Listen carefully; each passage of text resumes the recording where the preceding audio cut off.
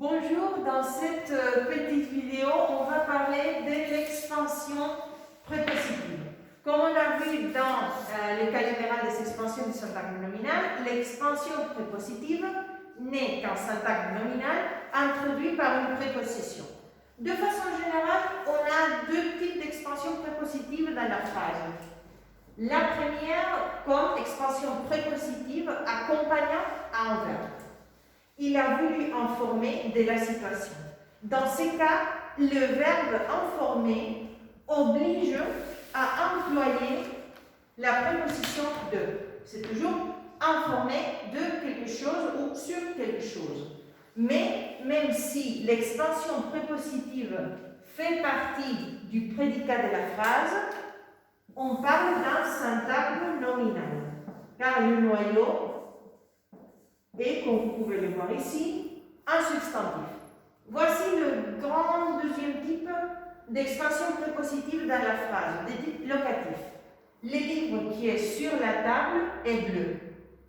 Voici la préposition sur, donc elle fait partie sur la table du complément circonstanciel des lieux, mais les noyaux continuent à être un substantif. Donc on parle d'un syntagme nominal. Voici les deux grands cas. Complément régime et complément circonstanciel.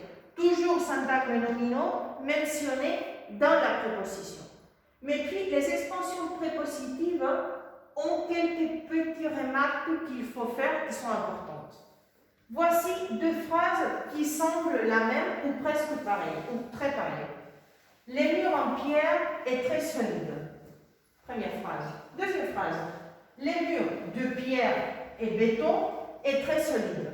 Remarquez qu'il y a une différence dans la préposition et dans la quantité d'information qui est fondamentale pour comprendre le choix de la préposition. Dans la première phrase, on parle du mur en pierre et dans la deuxième, du mur de pierre et béton. Cette distinction fait le tout. Normalement, on utilise la préposition en avec deux matériaux.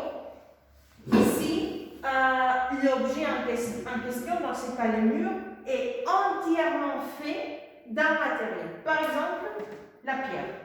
On a un mur tout à fait ou complètement fait en pierre.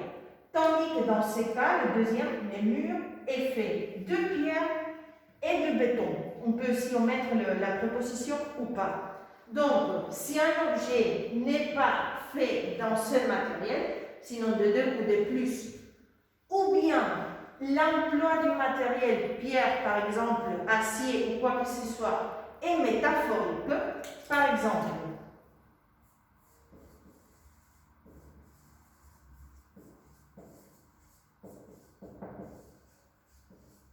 j'ensemble de pierre, on sait que qu'on n'est pas face à une personne dont les muscles, les os et tout l'organisme soient faits en pierre. Sinon, on parle métaphoriquement de quelques caractéristiques psychologiques.